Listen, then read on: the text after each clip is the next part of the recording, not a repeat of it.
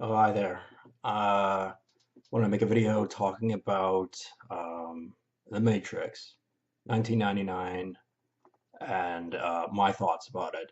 Now, I can't have been the first person to have come up with this sort of theory. I mean, it's kind of obvious when you watch the movie. I didn't sit through the whole movie. I just skimmed past it because, I vaguely recollect watching it in my earlier years and frankly not being too impressed with it.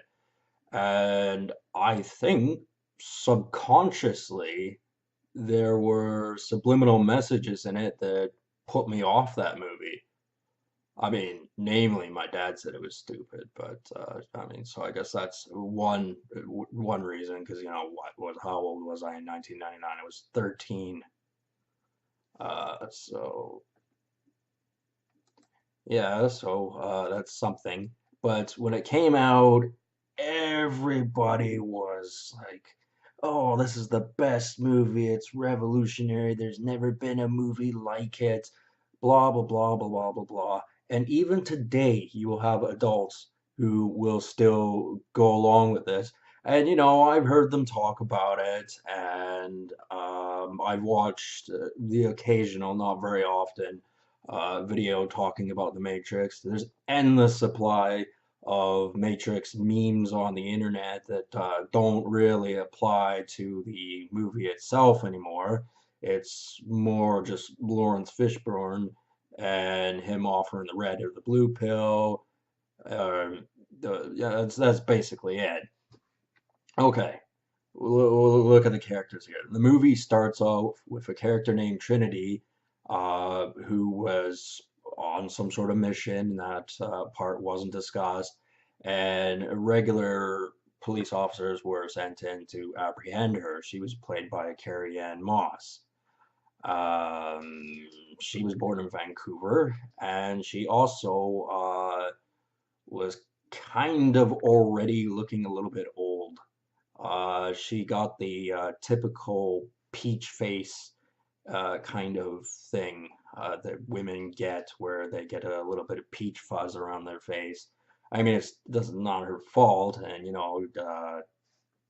when people get older, things like that happen. So men can't really complain about a little bit of that. Just considering all the things that happen to men as they get older. So I was just pointing it out that she had a little bit of peach fuzz. But anyway, okay, so it's a total dominatrix thing when the first scene. Okay, she's decked out in leather, like everything she's wearing is leather, and that's a typical theme of this movie, is that everyone wants to be wearing leather on the supposedly good guy side.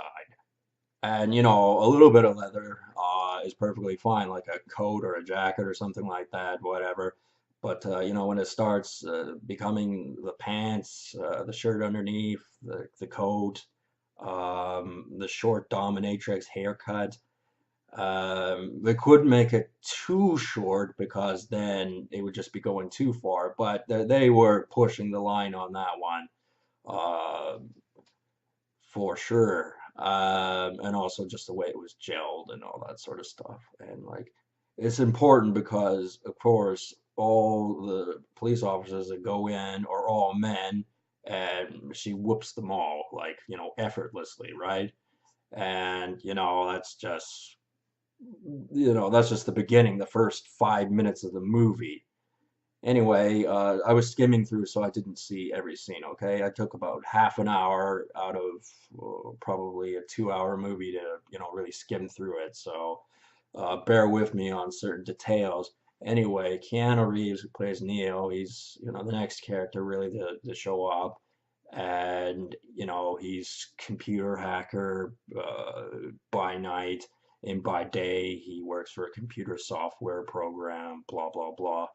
And there's a scene where I guess neighbors, if it is, I missed the part of the context of that, except I noticed that dominatrix, both the women, it's just like they're totally, all about, all the rings and things on them, and it's just like, ew. And okay, so there's a few dudes there, and they're inviting Keanu Reeves to go with them. And it's just like, no heterosexual dude ever invites another dude to a gathering where there's going to be women. It doesn't matter how well you know the women, especially when it was sexual connotation to it, unless of course they're cuckolds, which based on what they look like, I would actually believe that. And based on how the women look like and the dominatrix thing, as I was saying, the most certainly, it would never be where because it looked as though there was two guys, two women. There would never be two guys inviting another guy uh, to, a three guys to two chick ratio. I mean, none of those chicks were much to look at. I mean, Trinity, she was a little bit better looking actually when supposedly she was unplugged and, I won't say wearing rags, but just the gray clothing she was wearing. She looked a little more feminine. Of course, like a light switch, she, could get plugged back in and become dominatrix all over again. And, subliminally, I look at that now and go, I don't really like that whole scenario right there. There's so many bad things attached to it.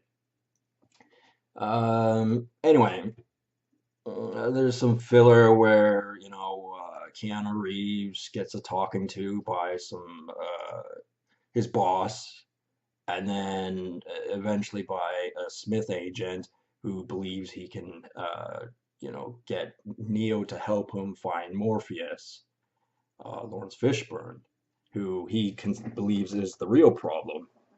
And he is, but rather than, the Agent Smith, Hugo Weaving, directly going after Lawrence Fishburne, uh, he doesn't do that.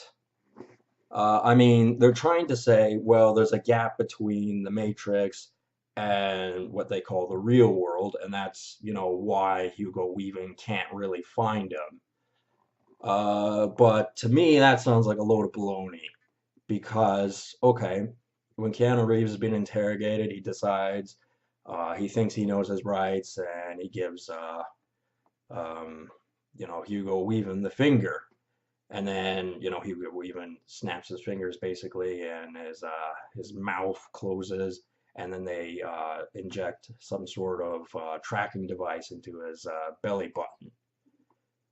And then Neo wakes up the next day, and he wakes up the next day in his bed to a phone call by Lawrence Fishburne, and it's just like, you know, if Hugo Weaving, because it's the machine and computers and all that, knew Morpheus was going to contact him, why wouldn't he have Smith agents, right then and there waiting to grab him? Instead, he's casually allowed to leave his building and enter a car where, what is that woman's name? Is pointing a gun at him. She's barely been in anything. I don't like really recognize her. And she basically looks like a downgraded version of Carrie-Anne Moss in the movie. She has basically the same role. Short haircut, lesbianic, feminist kind of personality. And, those kinds of women, they're just like, this is already starting to sound like a bad porno, if you know what I mean, like one you would avoid. Anyway, uh, Belinda McCullough, that's her name. She plays Switch, I believe, anyway, according to this picture in IMDb. Um, okay, so they're going, well, they gotta remove that thing from his stomach, that tracer, which Hugo Weaving didn't keep track of, that it got thrown out of his body. Didn't even, have like a camera outside of his building or anything. Just kind of let him go. And, this is helping me reinforce my theory that it's just internal politics of why Hugo Weaving and Lawrence Fishburne are actually both part of the Matrix. They both are agents. They're just working different sides of the same coin. Um, Coincidentally, they all wear black glasses. It's just one of those things. Hugo even obviously wears a different style of black glasses, and we got Morpheus trying to pull off the mad scientist with the little round black glasses and leather jacket. Except he's a black man, somewhat anyway. I'm sure he's got some white in him with how he looks, but um, yeah, there weren't any mad scientists of any capability that looked like Morpheus before. Just saying, it's the truth. They more look like that Simpsons character in the monorail episode. They could have brought him back for more episodes, but anyway, that's beside the point. And then you look at all the other major characters in the movie. Okay, Hugo Weaving, he's the main bad guy, the white guy. He's got two lackeys that follow him around. They're pretty indescript, no character, no personality, no nothing. Um, and then the other characters in the movie, because this is just the enforcing the multiculturalism sort of thing, which has been the narrative for nearly 20 years, actually. And this movie and its popularity may have contributed to that factor, and I believe it has. And you go, well, that's all good and well that everyone gets treated with respect and all that sort of stuff, and that ought to be the way it is. But this is a movie about power struggle, okay? Um, so anyway, let's get back to Neo. They give him the option of the red pill and the blue pill. Blue pill, he goes back to whatever he wants to believe. Red pill, he joins them. Realistically, he would not have a choice at all. It would be, kind of the same scenario as it was with Hugo Weaving, the Agent Smith, who was interrogating Neo when he first saw him. It would be like, here, I'm your friend, I'm your buddy, I'm gonna wipe your slate clean, and all you gotta do is help us out. And then he refuses, and then they get nasty with him.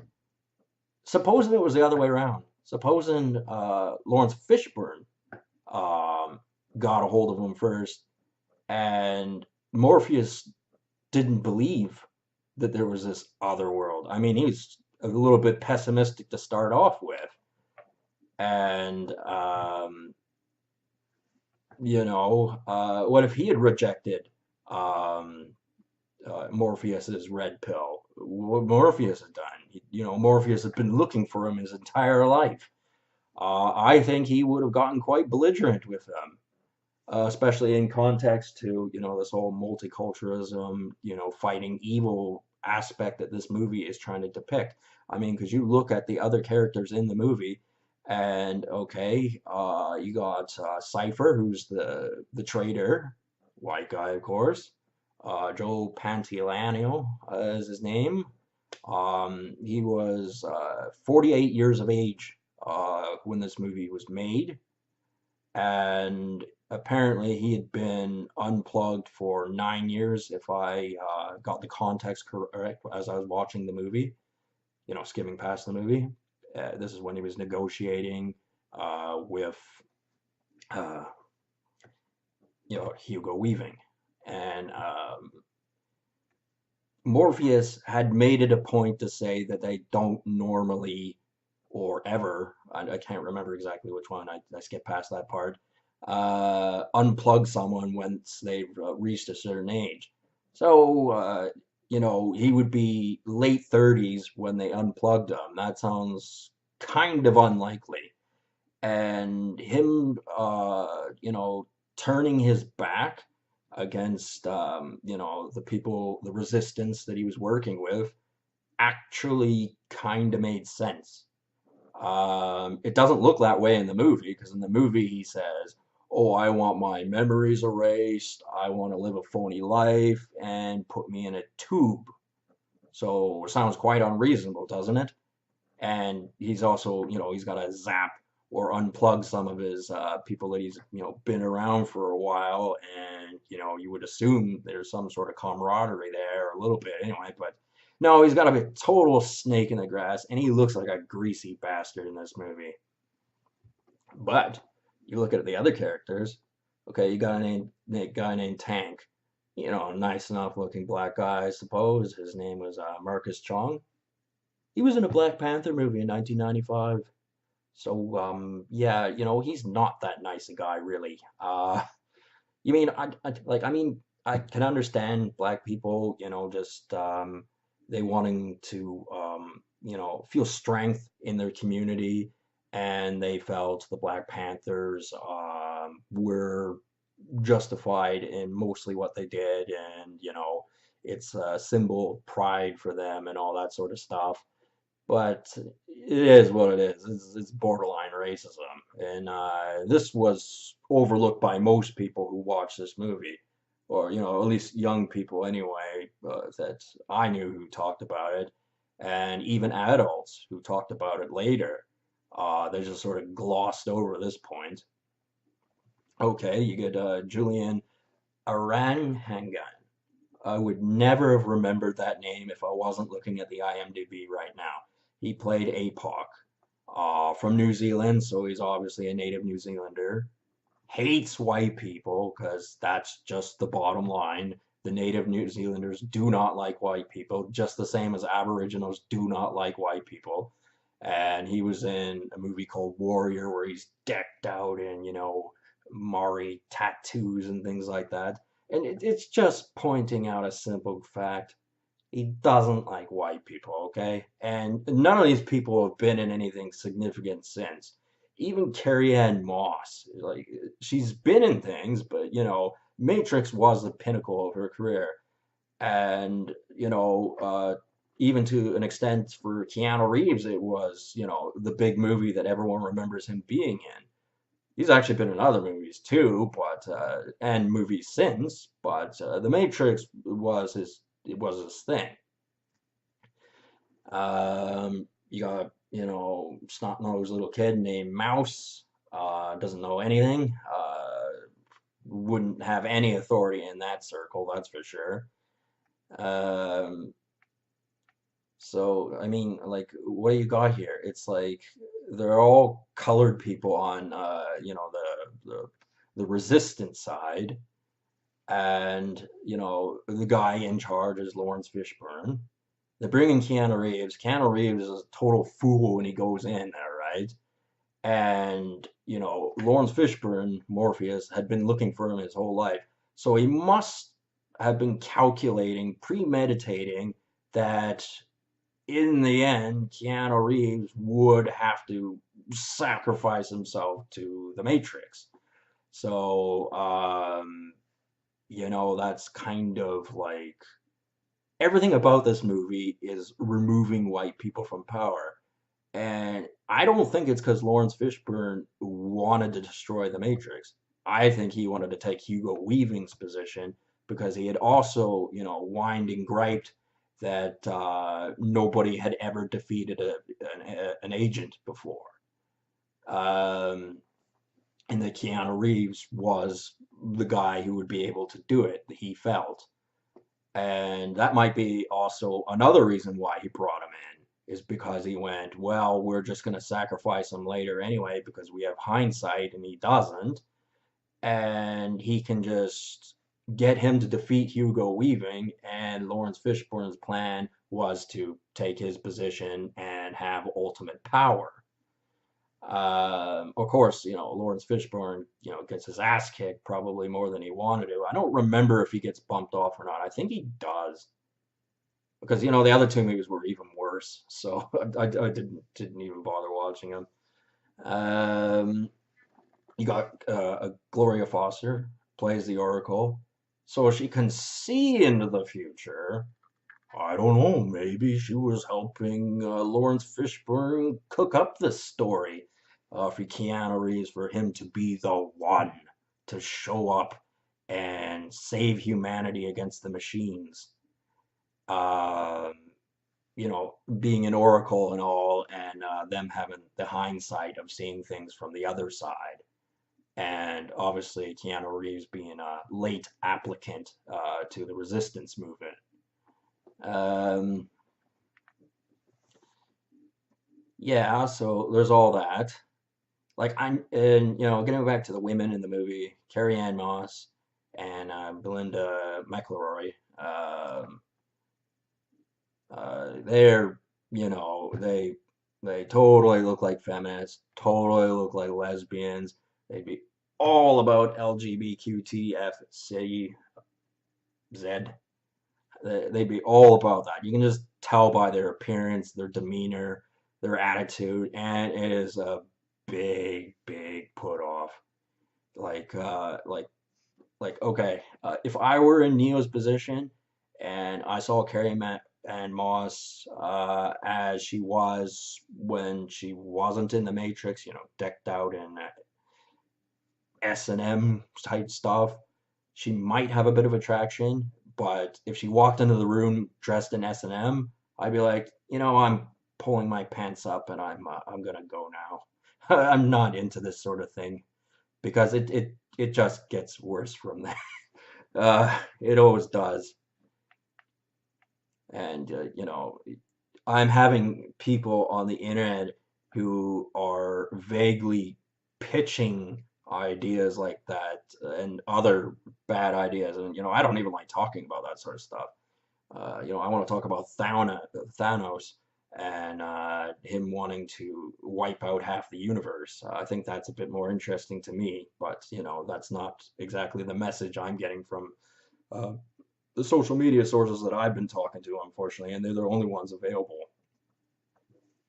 So anyway, I'm going to continue talking about something that they didn't really bring up, but it actually, this movie fits in with that kind of theme of the white man stepping back from power, and it is the multiculturalism. Uh, Everybody has a say in what goes on, blah blah blah, which has been the narrative for a very long time, especially in Canada. And Barack Obama was president for 8 years, so that will not have helped matters at all. I'm sure a lot of people can point out things about that. Um, so, I mean, you got the feminist side here, and those two women in a situation like that, a couple of the guys were big hulking guys in the kind of in the resistance group in their little spaceship or whatever it was. They would be, the kind of chicks that they're just messing around and because they're with dudes and you know, so Neo's going in there and he's basically getting like the leftovers, and that is kind of gross. But I guess from Neo's perspective, he'd have to kind of look the other way on that one and just try not to think about it. Um, yeah, because that does sound disgusting. um, like maybe that contributed to Cypher betraying them. I mean, he looks like a sleazy bastard, but some people can't help but look like sleazy bastards. It's not because they are. I mean, he turned it into one. But if somebody is called a sleazy bastard, or it's not directly said but implied that they're a sleazy bastard, and all that sort of stuff. They get the general vibe, and that might be part of the reason. He's probably getting the least action in that group out of all of them. Based on his appearance, based on the different factions within the revolution that wanted power, he was probably getting nothing. And Mouse was too young, obviously. So Cypher went screw this because how is the way we do things in the Revolution different than in the Matrix? Because let's remember they're bouncing backwards and forwards, and they're able to do things that uh, are seemingly impossible. And you remember the conversation that that Morpheus has with Neo, saying, "Well, what is real to you? What do you consider real? Is it something you can smell, touch, and see, and all that? Then it's just, I forget what he said. I think he said sensories in the brain or something like that." Uh, well, okay, so what is all that then in the revolution? It's all just sensories in the brain. They're getting plugged in into a machine from the back of their head so that they can um, enter the other world. That sounds quite robotic. They're able to get training based on programming. Also sounds very robotic. And then, when they're not off doing robot stuff, they live in, like a shitty fucking spaceship eating shitty food. And, considering that my theory is that Lawrence Fishburne just wanted to take over, Hugo Weaving's position, um, it's it starts to make sense why Cypher betrayed them. Um, because, I mean, as much as even the most politically correct white guys are, if they are in a group where there are two main factions that are vying for power and it isn't them, then after a while it starts to get old. Unless you, of course, fall into the dominatrix sort of thing and become a sub and, a cuckold and, kind of put up with that sort of stuff. And of course, Mouse would have no defense against that kind of propaganda. Um, and Cypher, obviously wasn't the most physically gifted there, so he would be muscled out. And as I said in my video yesterday about how barbarian tribes ally themselves to get rid of a common enemy, I mean, it's a bit of nepotism there. I mean, and again, it's yesterday I used the East Indians and how they like black rap music as an example. Well, you get Tank and APOC, and they would probably get along quite well, even though Tank is Black Panther and APOC is Mari Warrior. Well, okay, let's assume um, that, well, it did happen. Cypher left. Mouse is powerless, and in the end, Neo sacrifices himself to the Matrix, so he's gone. They would totally turn on each other because they're both about their own power. And if you think of it from a revolutionary standpoint, it wouldn't be just one Black Panther there, one Maui warrior there, uh, two lesbian feminists there, the mostly black guy Morpheus, the douchebag Neo. It'd be, hundreds of people. It probably takes 2,000 people to make a movie to start off with. So obviously you can tell the kind of source that was the sources that were involved in the design of this movie to begin with. And you know, I'm painting a different picture than the mainstream narrative. And as I said before, I can't be the first guy to have looked at this movie and noticed these things, especially the dominatrix stuff. That's, is clear as day, and it's unappealing. It's like not attractive at all. I can't stress that enough.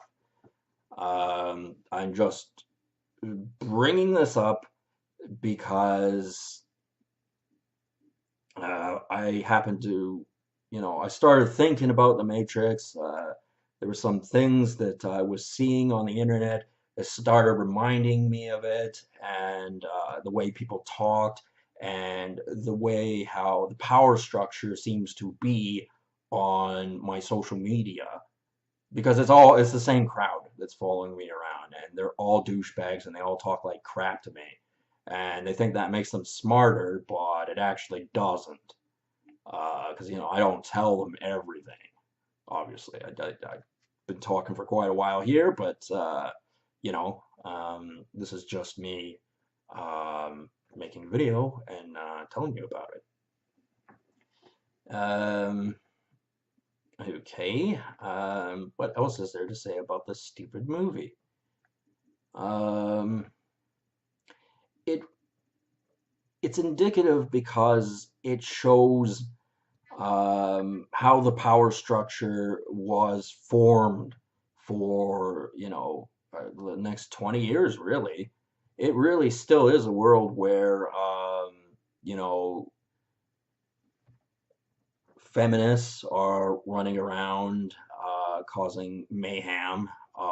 There are political factions within the United States and Canada, especially in the media, that are painting this narrative. And, 1999, if someone was born that year, they would be 19 years old now. And, they may get introduced to this movie and they've grown up in this culture of living in Canada or the United States or whatever, and how the propaganda apparatus works. And they won't comprehend exactly what's wrong with the picture here.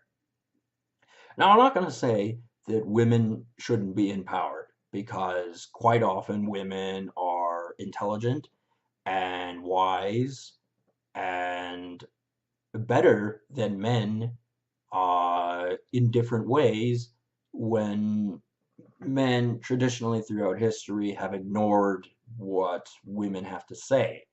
And that has been a very unwise decision for men to have done for all those years, because there's a lot of things that women could have contributed to society, but it was men that inhibited them from doing that. Uh, all good and well, but now they've come back with a vengeance, and it's, like, not good for people like me who had nothing to do with the centuries of putting women down that white men did, that didn't have anything to do with me. So I don't understand why I have to live in a society where the white man is at the bottom of the totem pole, because that's really what it is.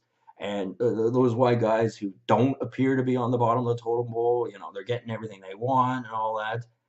They're all about appearing to be, like, agreeing with the propaganda apparatus, or at least not openly disagreeing with it. I'm sure a lot of them would avoid talking about it at all, especially on social media. But um, behind closed doors, I highly doubt they go along with the mainstream narrative. And that's the thing that a lot of people don't understand. Like, you get the LGBTQ, you get feminists, and obviously the other factions, Black Panthers, and all the other ethnicities that basically are attacking the white man at this point, and their position of power. And they're cowardly. They go, well, I'm not going to voice my opinion because it'll just draw negative attention. But obviously, if something is not done about it, the tides of power will shift, and they may never go back. And as a matter of fact, uh, you know, uh, Black Panther, Maori Warrior, feminists, Lawrence Fishburne, if they permanently grabbed a hold of power, you better believe the white man would be booted out. I mean, it's all smoke and mirrors, and it's just another white man trick. But even so, if the general populace believes this, then there'll be the promotion of of, all those bad things that I told you about. And, I'm not going to sit around and be complacent about it. Because of my unique position, I will openly, point out the hypocritical nature of movies of this type. And I know it's gonna bring hate. I know a lot of people, they want to see Morpheus as the good guy fighting the bad guy. But because a faction is losing and therefore they're not the established, system, that doesn't make them the good guy.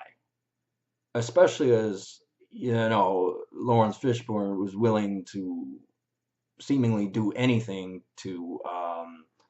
uh, to get his goal. I mean, he ended up, doing some risky stuff. He fought a Smith agent and lost, got interrogated, beaten the crap out of. I think he was killed. I can't remember, and all that. But that was just added just to add to the heroic nature of Morpheus and how he's the good guy. And for a propaganda piece, that made the character look a lot better. When in actual fact, Lawrence Fishburne, from his perspective, he brought in Keanu and said, "No, you're number one. No, you dumb white guy, you're number one. You're the one who can fight a Smith agent." What he's really saying there is, he's giving it a go at fighting the Smith agents, knows he can't win, so he's got to find somebody who can beat them, but is also an idiot and will, sacrifice himself in the end, die in the attempt of fighting a Smith agent, or, Lawrence Fishburne and his supposed respect and everything he's accomplished will simply just override what Keanu has done. And when Keanu gets his hands on Carrie-Anne Moss, he'll be happy with what he's got. He'll be content because he's a foolish idiot who went into the Matrix, and these people had how many years experience? I don't know, but a lot. And he's just going in there and not knowing anything. And yeah, feminists, they believe in promiscuity and things like that. They don't care if women cheat on men. They don't care if men are reserved and they go about their business and they get back to that guy, whether he succeeds at what he's doing or maybe they shed a single tear if he fails, because obviously he was not the one, he was not perfect, and all that sort of stuff, and they move on with their dealings. Because I guarantee you, when Keanu Reeves first showed up, he may have been, the cool guy, and everyone was talking about him, and he had all these powers, and he was able to fight Morpheus. He lost to Morpheus in the first fight when they're in that stupid Japanese style karate type stuff. I'm not into that type of fighting. It just wastes a lot of energy because I'm going to tell you the truth about fighting. Fighting is not an elegant thing. In Asian movies, they always try to depict it as an elegant thing, that they got all these moves and things like that. But the problem of all that sort of stuff is it only works if things go exactly according to plan in a scrum. And things don't ever go according to plans in a scrum unless you're fighting an incompetent. Um, like, obviously, the original Star Trek, William Shatner, the way he fought, that's not the way you're going to win fights, but it is a good way to teach people, if they are going to fight, to not be as good at it, so that should people of authority come along who do know how to fight, they're able to stop the fight way more easily and faster. The psychological reason behind that seems to make sense to me, because a lot of people were brainwashed by Star Trek, and actually, because that's how they saw people fighting, that's how they adapted to it. And today, you got a lot of eggs running around. Now, eggs, white guy, yellow on the inside. So I guess more of a boiled egg, really. Um, they highly respect Asian fighting skills, and they're just they think that they can you know just do everything that they do in the movies, and it's just not like that. Now, I don't watch much UFC, but every time I do, it always seems to turn into a cuddling match. I don't know why it is, it just does. And it's really gross to look at, and like I don't like seeing two scantily clad men fighting. Other people do. I don't. uh, you know, and as far as so to talk about UFC, you got to talk about wrestling a little bit. Wrestling has had its gay moments. There's no doubt in that. Don't watch that stuff. But it is also more about the storyline that I liked. And, the Attitude Era was awesome in so many ways. And I think the WWF Attitude Era was better than the Matrix movie. Now, that is a statement an egg would never agree on because they're dumb and they're just potential cuckolds. That's what they really are. Um, okay, so I've brought out a number of points here. Um, like basically from the third movie, there's only one thing I really remember, and it was that stupid robot fight with, all the characters with their most of their bodies exposed, I might add. Basically in that Backstreet Boys music video type robot armor. And it's like though that is the worst design ever. That's like something a moron would come up with.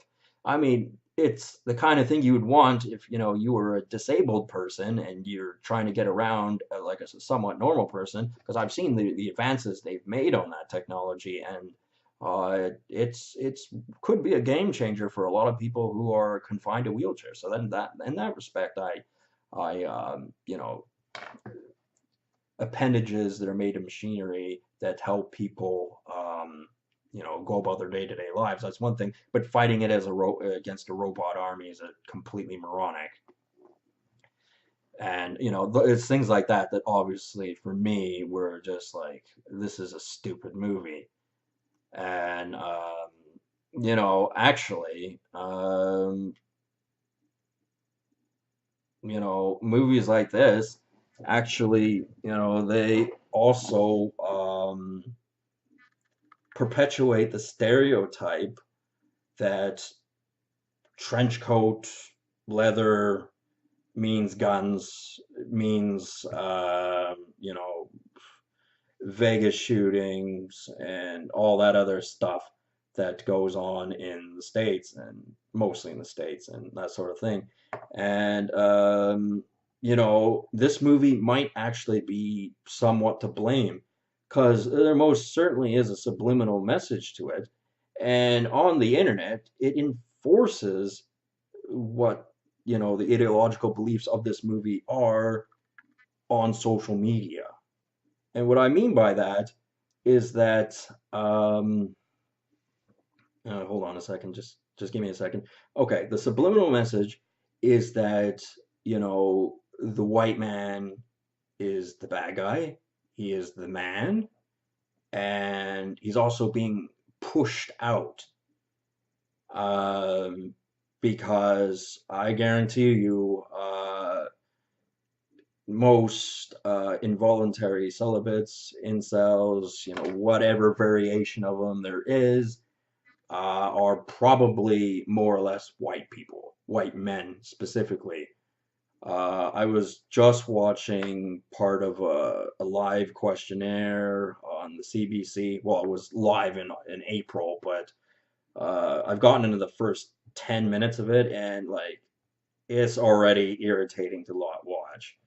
Like they started talking about vol cells, which is women who are voluntary celibate. That was the part I finished off, and I'll watch the rest later. I don't really want to watch it. It doesn't, it just probably sounds going to be like it's irritating to me, but that's just my perspective. And actually, of all cell, I might have actually had some attributes that were similar to that as I was growing up because I wasn't actively pursuing women as much as I was. There were a few chicks I didn't mind growing up, obviously, but I didn't, it wasn't an everyday thing. I'm going after some action kind of thing, like it is with a lot of guys. And I kind of wish that was more or less what I'd done. It would have been nice. I wouldn't be in this predicament where I'm an involuntary celibate. But at the same time, I also don't want to be cuckolded. I don't want to be brainwashed by feminist ideology. And as I said, not everything about feminism is a problem, but it's when they start looking at the past and going, well, you had your fun. Now it's time for a significant amount of time, as much time as they can get, really, for them to have their fun and, basically emasculate the white man at every turn because that's what white women like to do these days. They like to reject the white guy, laugh about it, and that really gets them off.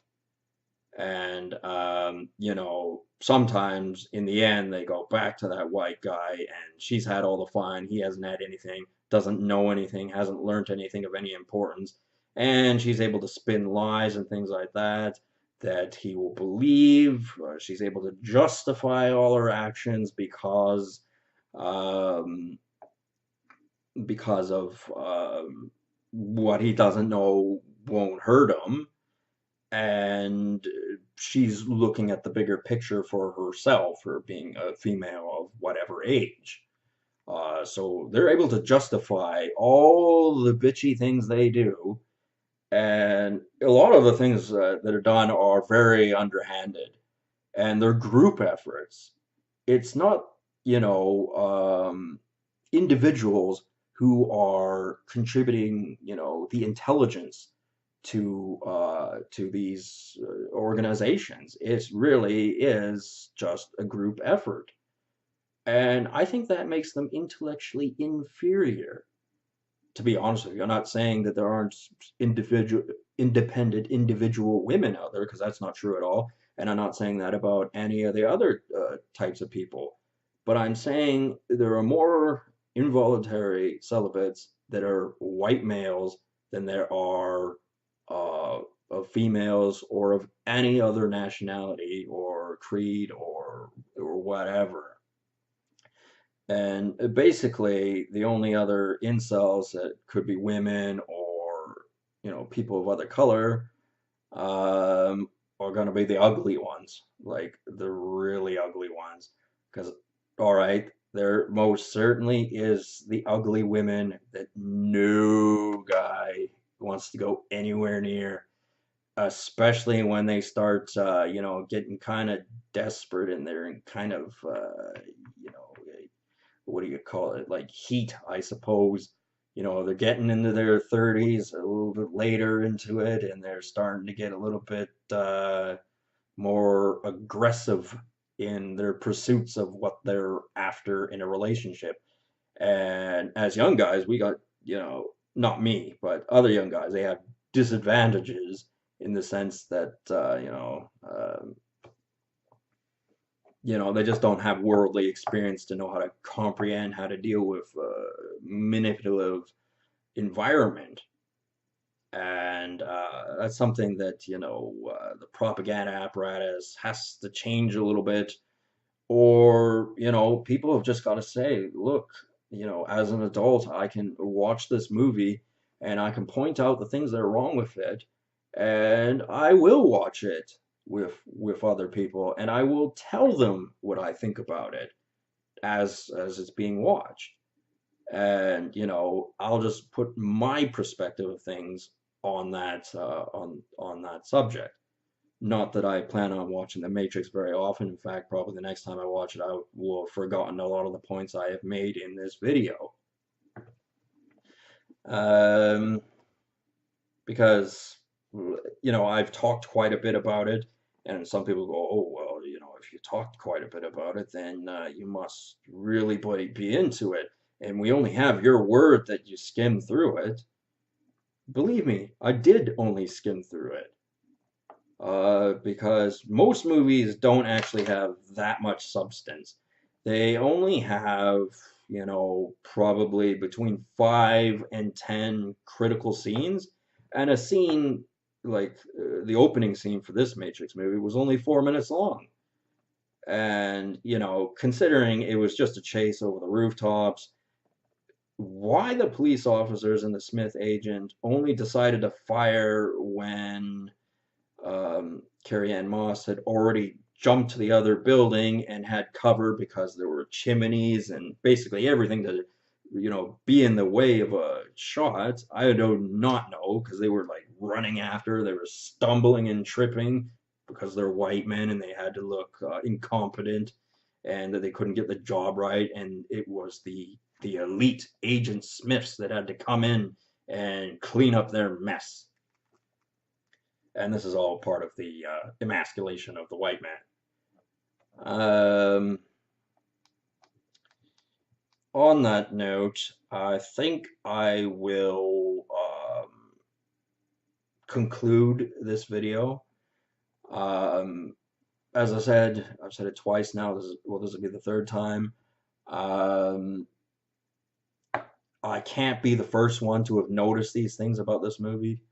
I'm sure other people did. I'm not seeing that in mainstream media. I don't see Morpheus being painted in any other light than, being the good guy.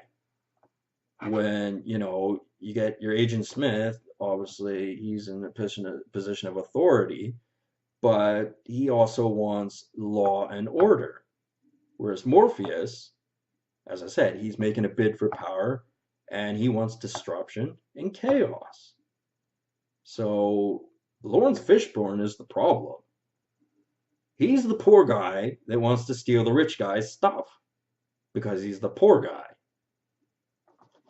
And yeah, excuse Hugo Weaving for not just rolling over and letting him take it.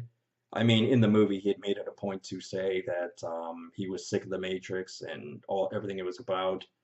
But that was probably had a lot to do with the fact of who he was fighting against in the movie. Like, seriously, like that, it's just irritating to listen to all these ideologies that have collaborated with each other. And, as me, as a regular white guy, when I look up at media, it is a very anti-white sentiment, and I would get sick of that place if that's all it ever was. Like, it's just, if the man doesn't fold, and you only really can do that if his back is strong and his mind is weak, then they will never adapt to accepting the conditions that mainstream society is putting forward, which in today's society is LGBTQ, Z, S, F, V, all the letters of the damn alphabet, and the other various groups whom are allowed to be openly racist, but if you're a white guy, you're not allowed to do it unless you want to become involuntary celibate. And sometimes, you may not have done anything, and you may become an involuntary celibate and be unaware of the concept because nobody communicates with you. You're just treated as an outsider. And it may start out from underhanded tactics. One person doesn't like you, and it might be because they were, putting the bite on a chick at the same time you were, and they won. So it wasn't enough that they walked away with a chick, it was also that they had to destroy you at the same time. So, these sanctimonious people who go, yes, all the power to gay pride and all that sort of stuff, and go about doing the things they do, they're, in my opinion, worse than probably 95% of males who are considered involuntary celibates. Because the media and what the CBC report was suggesting, which really pissed me off, was that, there male incels, particularly white men, are all insane and they're all damaged goods and they're malevolent and this, that, and the other. Meanwhile, completely ignoring the evil that they do. And this is all turning back into just a sick, twisted game to see how people in certain conditions react if people around them behave in a certain manner, how they evolve as a person, whether they decide to, don makeup, paint their fingernails, uh, whether they get assimilated into another culture, like an Asian culture of some sort. They think samurai swords are cool, and eating Chinese food is normal, and you know that sort of stuff. Uh, the development of a real man will find a way. And I gotta admit, there has to be dudes that think along the similar lines as me. I have no desire for um, feeling angry about anything. I don't have any reason. I mean, I have the sore throat that I can keep complaining about, which is making me immobile. But I see a future ahead of me, and I ain't gotta talk to no damn oracle, especially a black one who's in collaboration with Morpheus, who would have plans to sacrifice me to the Matrix. No, I'm not doing that. And you're just going to have to put up with that because if I were in that stupid spaceship, I could get those people better food, better standard of living, and I believe I could do a better job than Lawrence Fishburne at running that ship. If that was the cause I believed in, if, the revolution, disruption, blah, blah, blah, which is not the angle I agree with.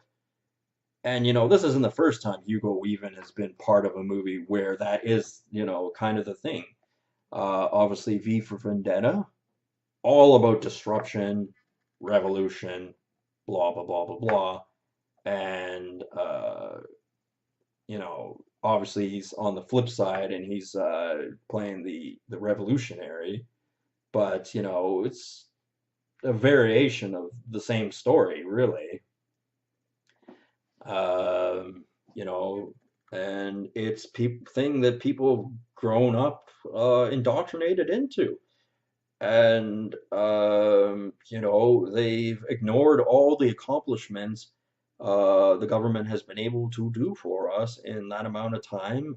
And of course, they've done a lot of bad things, but they've also prevented a lot of bad things from happening. So, and they're trying their best. And it's not as if anybody else stood up and had a better idea. So, okay, they fucked up, but nobody stepped up to the plate and went, "You're fucking up here. This is how you can do it better, and this is why." And, I'm not after you personally. I'm just saying you could do this better this way. Nobody had the brains to do that because people as a whole were still developing psychologically, and the advancements of socioeconomic propaganda have improved drastically in the last 100 years. But right now, I do not agree they are where they're supposed to be. Now, Hugo Weaving has that guy who supposedly runs the Matrix. I think he appears in the second movie, if I remember correctly. Hardly remember the scene at all. I don't even remember who played him or what he sounded like. But, assumingly, he would be the equivalent of the Oracle for Hugo Weaving. Um, anyway, I've talked about this movie longer than I actually watched it. So I think I'm going to, yeah, I'm going to end things here. Um, so to surmise, this movie was a piece of garbage. It's worth watching, just to get the impression, but you have to go in there understanding what you're looking at. And do not be fooled by sanctimonious notions of they're the bad guys, we're the good guys, and we're basically giving you a stupid story here. Um, anyway, it is 3:16 a.m. for me, so I'm going to finish this movie, or not movie, this YouTube video right now. Good day.